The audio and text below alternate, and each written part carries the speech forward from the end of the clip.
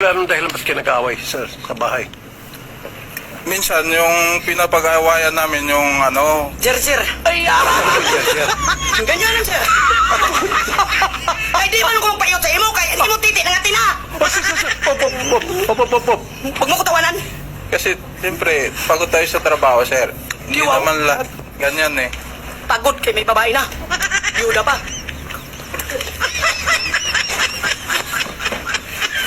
Nangatayin yung buto. Kagiri. Alam naman ipasip mo sa akin, ano ko gago? Ang ganda lang, okay. Ma'am, patapusin natin si sir. Sige, sir. Sasagutin ko lahat paratang niya sa akin. Kanya ko sa dibdib niya. Sabi niya, sir. Oh? Ay, wag ka mo. Sorok. Hoy, nabuhok ko lang yun, sir. Nanaginip. Nanaginip, sir. Magaling daw yung babae na biyuda magsipsip. Tapos, hinawakan mo yung kaya sabi niya, tingnan mo.